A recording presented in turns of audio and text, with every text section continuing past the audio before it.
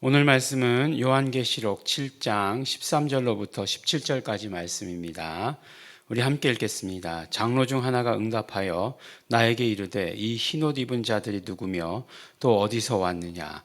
내가 말하기를 내 주여 당신이 아시나이다 하니 그가 나에게 이르되 이는 큰 환난에서 나오는 자들인데 어린 양의 피에 그 옷을 씻어 희게 하였느니라.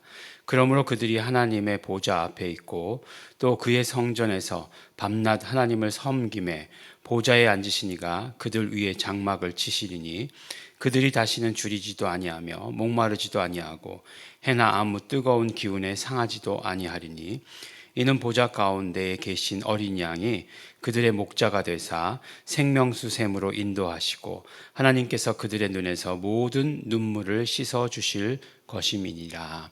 아멘. 네, 우리가 계속해서 요한계시록 말씀을 함께 읽고 있는데요. 사실은 어제 우리가 7장 말씀 전체를 다 읽었어야 되는데 오늘까지 나눠서 오늘은 아주 짧은 구절을 읽습니다. 하도 이제 14만 4천 이야기가 우리가 정말 그 숫자라고 하는 게 굉장히 그 깊이 뇌리에 박히나 봐요. 그래서 14만 4천의 이야기가 하도 많이 들려서 그것에 대한 이야기를 나누느라고 우리 어제 말씀을 아주 길게 좀 나눴었습니다.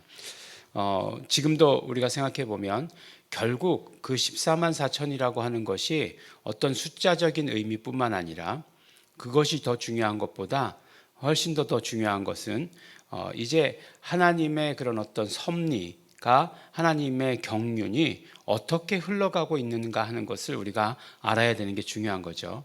그래서 성경하고 지금 우리의 삶하고는 굉장히 동떨어진 삶이라고 우리가 생각하거든요. 성경, 하나님의 말씀, 하나님의 계시니까 그것을 통해서 우리는 그냥 구원 얻는 데까지라고 생각하는데 결국 그렇지 않죠. 우리가 신약을 지금 살고 있는데 신약은 새로운 약속인데 바로 새로운 약속이라고 하는 것은 예수 그리스도 다시 오신다는 약속이에요. 그러니까 예수 그리스도께서 승천하시고 나서 예수 그리스도께서 다시 오시는 이 사이를 우리가 살고 있는 거죠. 그런데 이 사이를 살고 있는데 그럼 예수 그리스도 다시 오실 때 징조가 무엇이냐? 이제 우리가 이제 생각하기로는 뭔가 이렇게 큰 전쟁이 항상 있고 지진과 기근과 뭐 형제가 형제를 뭐 부모가 자식을 자식이 부모를 뭐 우리 주일날 말씀 가운데도 나누지 않았습니까?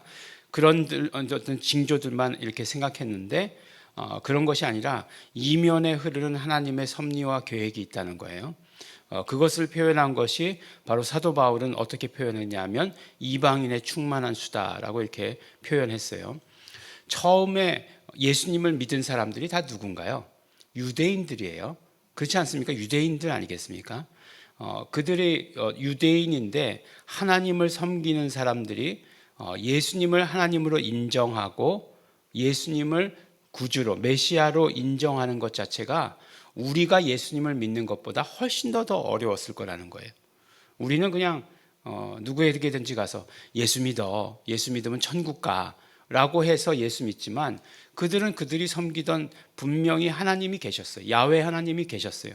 그런데 그 주라고 하시던 그분이 바로 예수시다라고 하는 것으로 섬기기까지 굉장히 어려운 일이었을 것이라고 하는 거예요. 그런데 더 어려워하던 사람들이 많았기 때문에 사실은 이 복음이 유대인들 안에서 그렇게 전파가 잘 되지 않았어요. 그렇죠? 물론 보면 사도 바울도 보면 언제나 선교 여행을 가서 제일 먼저 찾는 곳은 회당이에요. 회당은 누구예요? 어디예요? 유대인들이 모이는 곳이에요.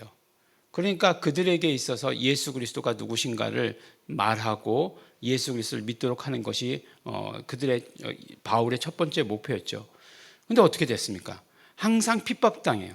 난 그럴 수 없다. 이거 이단들이다. 막 이렇게 해가지고 쫓아내고 죽이려 하고 하는 것들을 우리가 보게 되는 거예요. 그래서 계속해서 피해서 도망가고 그 다음에 정착해서 또 보니까 막 데살로니가 사람들은 막 그냥 바울을 막 쫓아오기까지 했어요. 예. 그런 일들이 일어났어요. 그러니까 처음에 유대인, 그렇죠. 시작은 유대인들이에요. 시작은 분명히 예수 믿는 사람들이 유대인이었고 그 다음에 이제 이방인에게로 그것이 넘어가죠. 근데 그 이방인에게로 넘어가는 것이 우리에게 있어서는 아이 그럼 뭐 누구나 다 예수 믿는 거지라고 생각할 수 있겠지만 그들에게 있어서 이것은 굉장히 확인해 봐야 되고 그다음에 성령님의 인도를 받아야 되는 그런 사건이었어요. 그래서 이게 도대체 어떤 일이냐?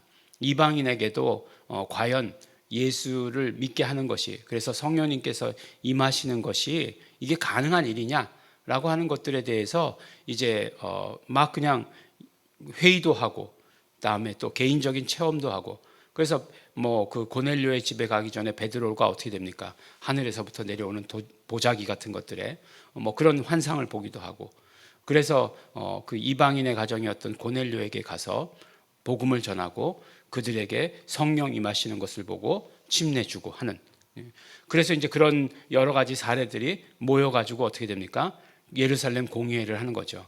이방인에게도 정말 그 하나님의 이름이 전해지는 것, 하나님의 이름이 불리운다, 하나님의 백성이 된다라고 하는 것이 하나님의 뜻이었다라고 하는 것을 그때 확인하게 되죠. 그래서 어떻게 됩니까? 이제 폭발적으로 안디옥 교회가 세워지고 뭐 폭발적으로 이방인에 대한 그런 어떤 선교가 시작되게 된 거죠. 그래서 사도 바울이 이제 로마서 11장인가요? 에서 얘기한 게 뭐예요? 그렇죠. 이방인의 충만한 수를 이야기한 거죠. 이방인의 충만한 수가 이르기까지. 그러니까 유대교 크리스찬으로부터 시작해서 이제 이방인으로 넘어가고, 뭐 중간에 이제 말씀드렸듯이 하나님 경외자들이라고 하는 사람들이 있습니다. God fearer라고 하는 사람들, 그런 사람들에게도 넘어가고, 그 다음 이제 이방인에게 넘어가고, 그럼 끝이냐? 그렇지 않다는 거죠. 이방인의 충만한 수가 다 차면, 또 계시록에서 얘기했듯이 그럼 아직도 뭐 순교할 자들이 남아 있다라고 이렇게 말씀하신 것처럼, 이렇게 이방인의 충만한 수가 다 차면 그 다음에 어떻게 되느냐? 유대인 구원으로 그 모든 것들이 다 완성되게 될 것이다라고 이렇게 말씀한 거죠.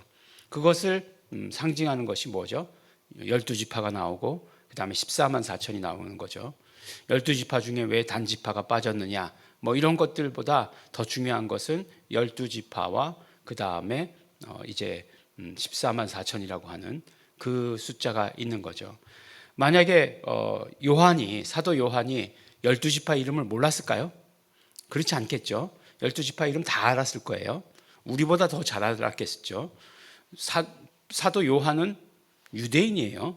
그렇기 때문에 철저히 그 유대인으로서 그 유대인의 전통을, 그래도 구약을 우리보다 더 잘 알고 있었을 것이에요. 그 12지파 몰랐을까요? 아브라함, 야곱의 12지파 몰랐을까요? 근데 보면 순서도 보면 우리는 항상 장남부터 적는데 그 12지파 얘기할 때 장남부터 적지 않잖아요. 뭐 그런 것들을 보면서 그런 것들은 실제로 본 것을 그대로 기록했다는 증거가 되는 거죠. 그래서 그것들이 이루어진다. 그러니까 유대인 구원이 이루어지게 된다라고 하는 거죠. 바울도 그렇게 썼어요. 이방인의 충만한 수가 차면 그 다음에 이제 유대인 구원이 이루어지게 될 것이다라고 이렇게 이야기한 거죠. 그러면 지금 우리는 어디에 서 있는 것 같으세요? 들리는 이야기로 보니까 유대인들도 예수 믿는 사람들이 점점 늘어가고 있다. 뭐 이란의 사람들이 예수님을 영접하고 있다.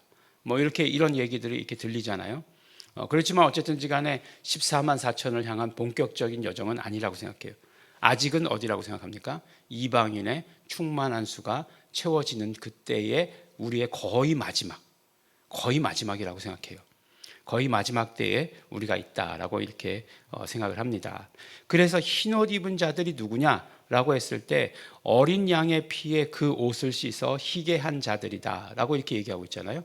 누구를 얘기하는 거예요? 어린 양의 피, 예수 그리스도의 피로 말미암아 모든 죄를 용서받은 사람들, 이렇게 말하는 거죠. 그래서 예수 그리스도께서 피 흘리심으로 말미암아 어떻게 됐다고요? 우리를 하나님께로 인도하셨다라고 말씀하지 않으십니까? 피로 사셔서, 그 피값으로 사셔서 우리를 하나님께로 인도하셨다라고 이렇게 말씀하시는데, 그 사람들이겠죠. 바로 흰옷을 입은 그런 사람들이에요. 그리고 그들이 하는 일들이 뭔가 봤더니, 그러므로 그들이 하나님 보좌 앞에 있고 그의 성전에서 밤낮 하나님을 섬김에 보좌에 앉으신 이가 그들 위에 장막을 치시니, 그 위에 그냥 함께 하셨다라고 하는 그런 말씀이죠. 그래서 보니까 그들이 다시 줄이지도 않고 목마르지도 않고 해나 아무 뜨거운 기운에 상하지도 아니하리라 라고 이렇게 얘기합니다. 바깥에 나가서 옥외 집회하는데 햇빛이 쨍쨍 내리쬐면 힘들 텐데 그런 거 전혀 없다는 거예요. 그래서 밤낮으로 하나님을 찬양하고 찬미하는 자들, 그러니까 누가요? 예수 그리스도의 피로 말미암아, 그 공로로 말미암아 씻음 받은 사람들, 구원받은 사람들이 천국에 가서 하는 일들이 이것이다라고 이렇게 말씀하는 거예요. 우리 생각에는 천국 가면 바쁠 것 같죠. 누구도 찾아봐야 되고 누구도 찾아봐야 되고, 부모님도 있죠. 찾아봐야 될 것 같고 이러는데, 오해하였도다. 장가가고 시집가고 하지 않는다라고 이렇게 예수님께서 말씀하신 것처럼 어떤 일이 일어나냐? 하나님을 예배하고 경배하고 하는 그 일들이 일어나게 된다라고 말씀해 주십니다. 그리고 또 아무 해나 뜨거운 기운에 상하지도 않을 것이다 라고 말씀하시고, 그 다음에 보좌 가운데 계신 어린 양이 그들의 목자가 되셔서 그래서 우리를 생명수 샘으로 인도하신다 라고 이렇게 얘기합니다. 그러니까 생명수 샘이라고 하는 것은 무엇이에요? 그러니까 계속해서 우리의 생명을 공급해 주신다 라고 이렇게 얘기하는 거죠. 고린도전서 15장 45절에 보면 우리 아담을 사는 영으로 창조하셨고, 그 다음에 마지막 아담은 뭐라고 말씀하시죠? 살려주시는 영이 되셨다라고 이렇게 얘기하시는데, 그 장면을 요한은 눈으로 보는 거죠.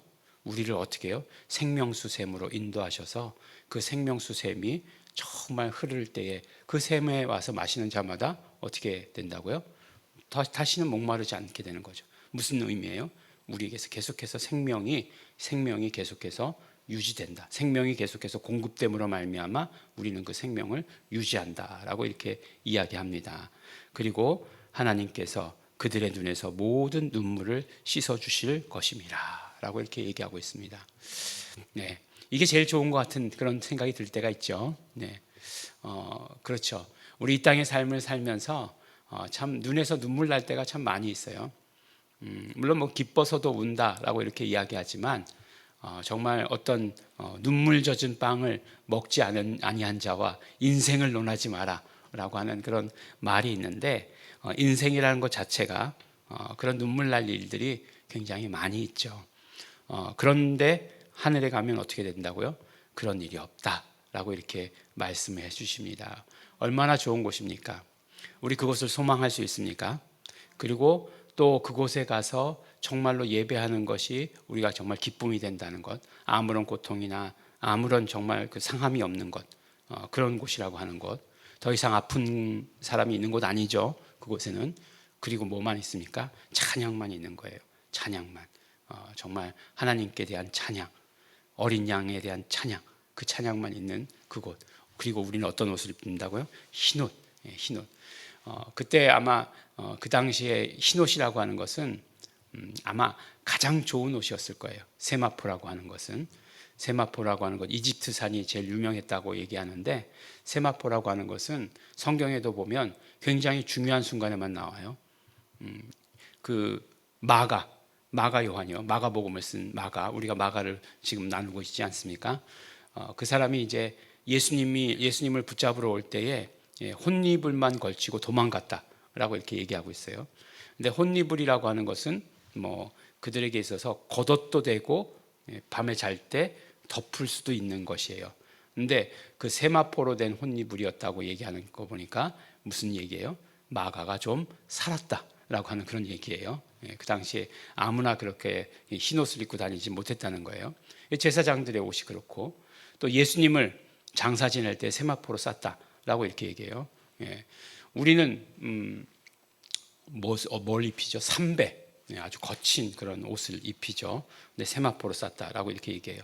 근데 하늘에 보니까 세마포를 입은 사람들, 나중에 보면 세마포는 성도들의 옳은 행실이다라고 라고 이렇게 나오는데 그런 어떤 그 예수 그리스도의 보혈로 씻음 받은 사람들의 그 모습을 정말 가장 좋은 옷을 입은 것처럼 이렇게 표현했다라고 하는 것을 말씀해 주십니다.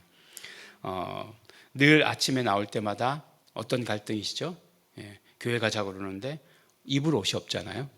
근데 천국에는 그렇지 않다라고 이렇게 말씀해 주십니다. 언제나 흰 세마포로 단장한다라고 이렇게 얘기해 주세요. 요한계시록 보면서 그 나라에 대한 소망이 점점 더 많이 생깁니다.